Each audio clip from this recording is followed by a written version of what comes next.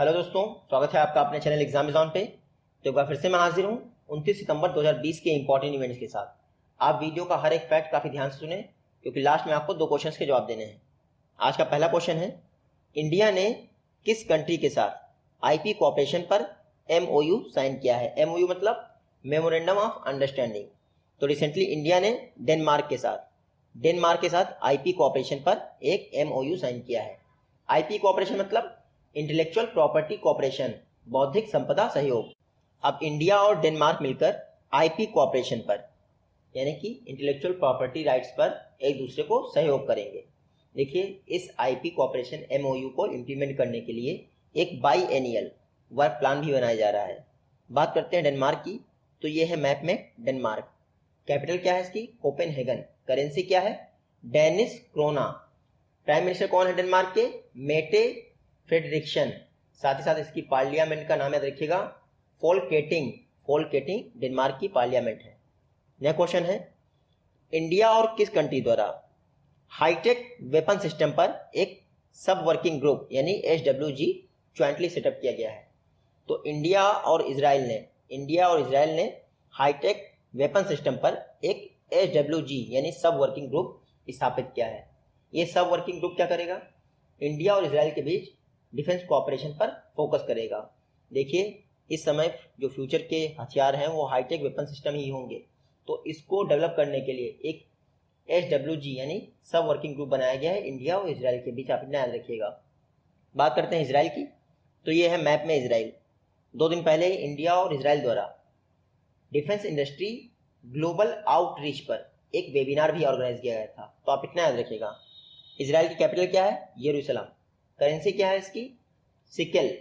देखिए, इजराइल के prime minister का नाम है बेंजामिन नेतन्याहू और इजराइल की संसद का नाम क्या है? Knesset, KNESSET। नेक्स्ट क्वेश्चन है, RBI की पॉजिटिव पे फैसिलिटी ये किस डेट से इफेक्टिव होगी? तो पॉजिटिव पे फैसिलिटी इफेक्टिव होगी 1 जनवरी 2021 से। 1 जनवरी 2021 से पॉजिटिव पे फैसिलिटी इफेक्टिव हो जाएगी। ये क्या है? तो पॉजिटिव पे फैसिलिटी या फिर मैकेनिज्म एक चेक ट्रांकेशन सिस्टम है। इसमें क्या होगा? देखिए, चेक क्लियरेंस के लिए क्रॉस वेरिफिकेशन किया जाएगा। 50,000 से ऊपर के जितने भी चेक होंगे उनके लिए ये क्रॉस वेरिफिकेशन फैसिलिटी लॉन्च की गई है, लेकिन ये कस्टमर के ऊपर डिपेंड करेगा कि उसको पॉजिटिव पे मैकेनिज्म का फायदा उठाना है या नहीं। इसके अलावा ये भी कहा गया है कि 5 लाख से ऊपर के जितने भी चेक हैं, बैंक चाहे तो उनके लिए पॉजिटिव पे फैसिलिटी को मैंडेटरी कर सकती है, यानी कस्टमर को लेना ही पड़ेगा। तो आप ये दोनों चीज़ें याद रखिएगा। क्योंकि RBI ने पॉजिटिव पे मैकेनिज्म लॉन्च किया है, तो RBI की बात कर लेते हैं। RBI एक्ट 1934 के द्वारा 1 अप्रैल 1935 को RBI की स्थापना हुई थी। कहाँ? कोलकाता में। बाद में 1937 को RBI का हेडक्वार्टर मुंबई ट्रांसफर कर दिया गया था। RBI के फर्स्ट गवर्नर कौन बने थे? Osborne Smith. RBI के फर्स्ट भारतीय गवर्नर कौन बने थे? CD देशमुख।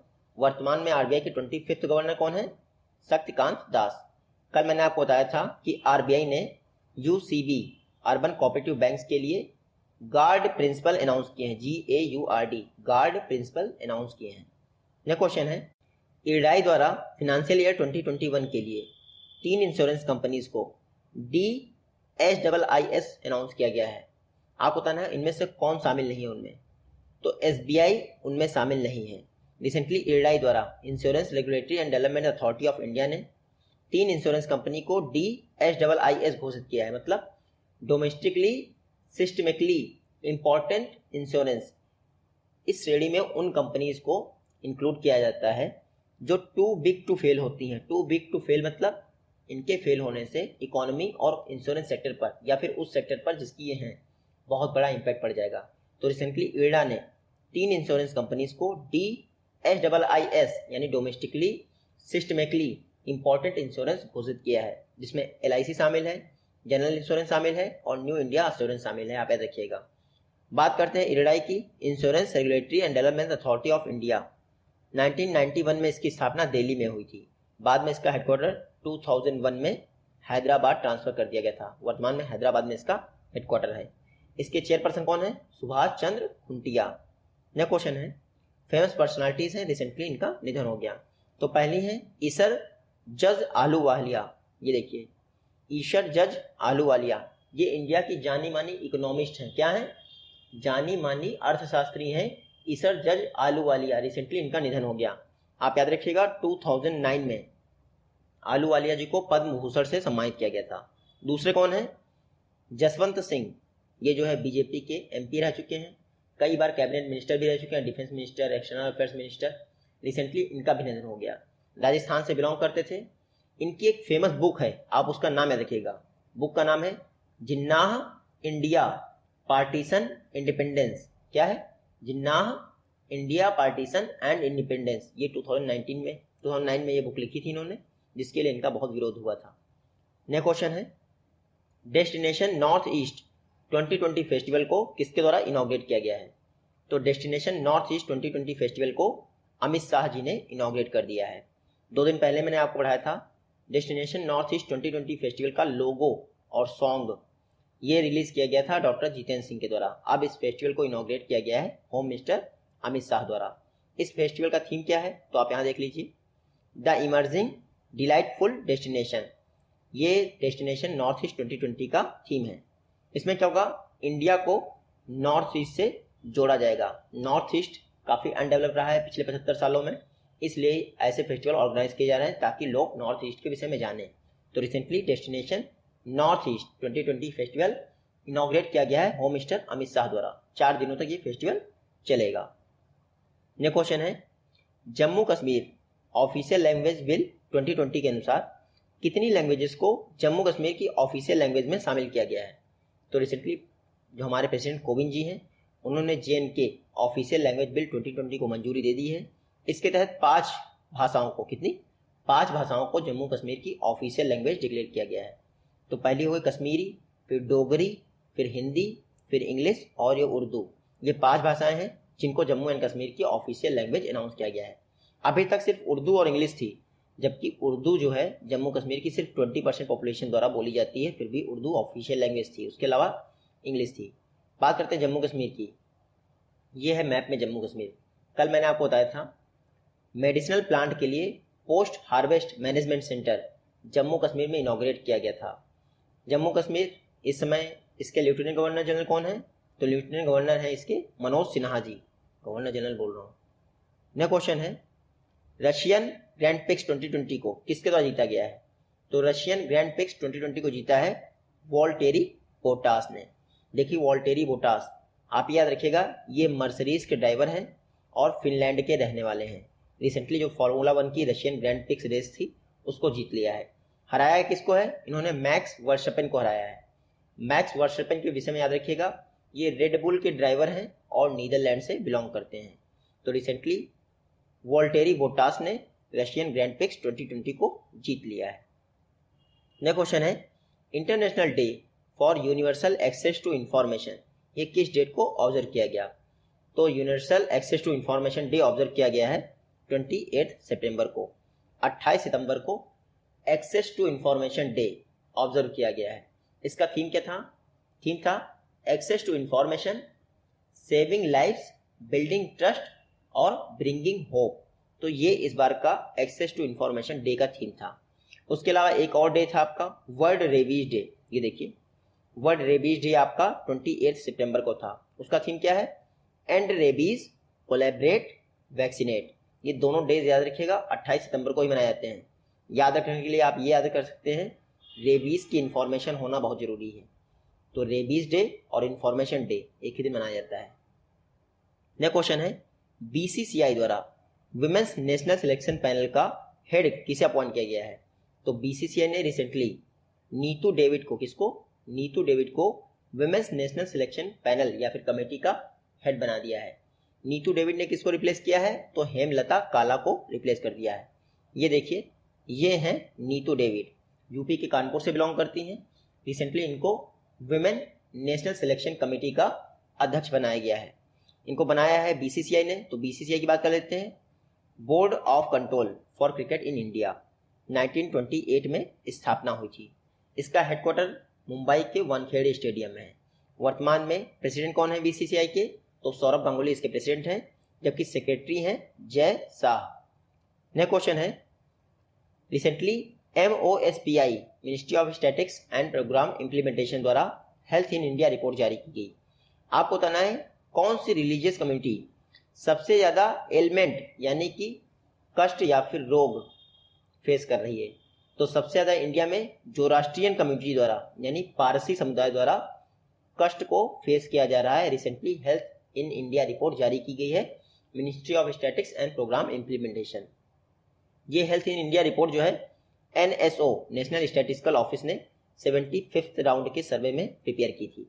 इसके तहत इंडिया की जो पारसी समुदाय की कमेटी है यानी जो राष्ट्रीय कमेटी है वो सबसे ज़्यादा रोग ग्रसित है, सबसे ज़्यादा कष्ट से पीड़ित है। लगभग 31.1% जो पारसी हैं किसी न किसी रोग से पीड़ित हैं। सबसे कम कौन पीड़ित है? हिंदू 7.2%, लेकिन पॉपुलेशन वाइज देखेंगे तो पारसी का जो है लगभग 10 गुना हो जाएगा। देखिए सबसे ज़्यादा जो राष्ट्रीय पीड़ित हैं रोगों से और सेकंड नंबर पे जैन पीड़ित हैं, आप इतना देखिएगा। उसके अलावा जो हेल्थ इन इंडिया रिपोर्ट है ministry of statistics and programme implementation की, उसमें कहा गया है इंडिया में 7.5% पॉपुलेशन, कितनी 7.5% पॉपुलेशन किसी न किसी रोग से पीड़ित है, जिसमें से 6.8% रूरल एरियाज़ की पॉपुलेशन है, जबकि 9.1% अर्बन एरियाज़ की पॉपुलेशन है, यानी अर्बन एरियाज़ में लोग ज़्यादा पीड़ित हैं किसी न किसी रोग से। Ministry of statistics and programme implementation के मिनिस्टर कौन है? राव इंदरजीत सिंह। यह क्वेश्चन है मिनिस्टर ऑफ एग्रीकल्चर यानी नरेंद्र सिंह तोमर द्वारा IARI का नया कैंपस किस इंडियन स्टेट में इनॉग्रेट किया गया है? तो रिसेंटली नरेंद्र सिंह तोमर ने असम में IARI का नया कैंपस इनॉग्रेट कर दिया है। IARI मतलब इंडियन एग्रीकल्चर रिसर्च इंस्टीट्यूट। इसका जो ब्रांच है, मेन ब्रांच यानी हेडक्वार्टर, वो है दिल्ली में। अब इसका एक नया कैंपस यानी नई बिल्डिंग असम में इनॉग्रेट कर दी गई है। इस IARI कैंपस का नाम क्या होगा? Deendayal Upadhyaya IARI campus. आप इतना याद रखिएगा, असम में इनॉग्रेट की गई है नरेंद्र सिंह तोमर द्वारा। बात करते हैं असम की, तो ये है मैप में असम।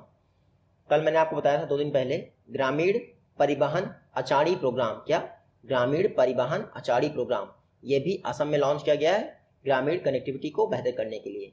असम के CM कौन है? सर्बानंद सोनोवाल। गवर्नर कौन है? जगदीश मुखी। और वर्ल्ड का सबसे बड़ा नदी द्वीप जिसका नाम है माजुली द्वीप, वो असम में ही है, आप याद रखिएगा। नया क्वेश्चन है इरेडा द्वारा अपना नया ब्रांच ऑफिस किस सिटी में स्थापित किया गया है? तो इरेडा ने अपना नया ब्रांच ऑफिस मुंबई में ओपन किया है। देखिए नई दिल्ली में इसका हेड ऑफिस है, चेन्नई में पहले ब्रांच ऑफिस था और हैदराबाद में ब्रांच ऑफिस था। अब इरेडा का तीसरा ब्रांच ऑफिस मुंबई में इनॉग्रेट कर दिया गया है। इरेडा का फुल फॉर्म क्या है? Indian renewable energy development agency. ये ministry of new and renewable energy के तहत कार्य करती है। 1987 में इसकी स्थापना हुई थी। और आप याद रखिएगा इसका मोटो क्या है? Energy for ever. और इसका हेडक्वार्टर मैंने अभी बताया नई दिल्ली में है। अब इसके 3 ब्रांच ऑफिस हो गए हैं, आप याद रखिएगा इरेडा।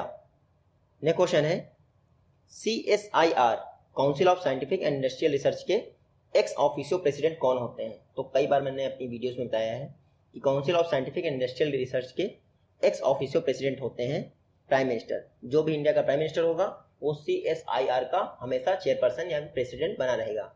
रिसेंटली CSIR ने अपना 79वां स्थापना दिवस मनाया है।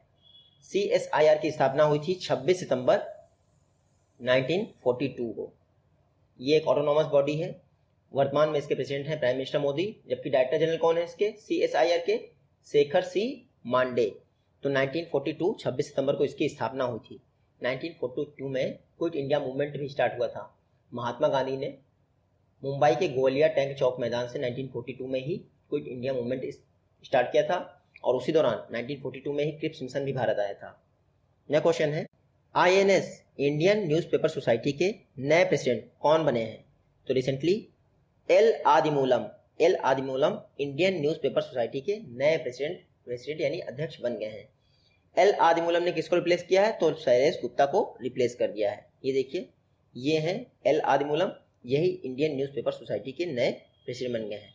अच्छा वाइस प्रेसिडेंट नहीं, डेप्यूटी प्रेसिडेंट कौन बने हैं इंडियन न्यूज़पेपर सोसाइटी के? तो DD पुरकायस्था इंडियन न्यूज़पेपर सोसाइटी के डेप्यूटी प्रेसिडेंट बने हैं, आप इतना देखिएगा। इंडियन न्यूज़पेपर सोसाइटी की बात करें 1939 में स्थापना हुई थी। इसका हेडक्वार्टर है नई दिल्ली में। रिसेंटली इसकी जनरल मीटिंग अरेंज हुई थी, कहाँ पे ऑर्गेनाइज हुई थी? बेंगलुरु में। उसी दौरान ये डिसीजन लिया गया कि L Adimoolam Indian newspaper society के नए प्रेसिडेंट होंगे। नेक्स्ट क्वेश्चन है, देव प्रसाद राय ने रिसेंटली यूरोप में एक आर्ट कॉन्टेस्ट जीता है। आपको बताना है देव प्रसाद राय किस स्टेट से बिलोंग करते हैं। तो देव प्रसाद राय बिलोंग करते हैं सिक्किम से। सिक्किम के रहने वाले हैं देव प्रसाद राय। रिसेंटली यूरोप में एक आर्ट कॉन्टेस्ट ऑर्गेनाइज हुआ था जिसको देव प्रसाद राय ने जीत लिया है। ये देखिए, ये हैं देव प्रसाद राय। जो आर्ट कॉम्पिटिशन इन्होंने जीता है वो अपनी इस पेंटिंग के लिए जीता है। पेंटिंग का नाम याद रखिएगा, माय ग्रैंड माँ।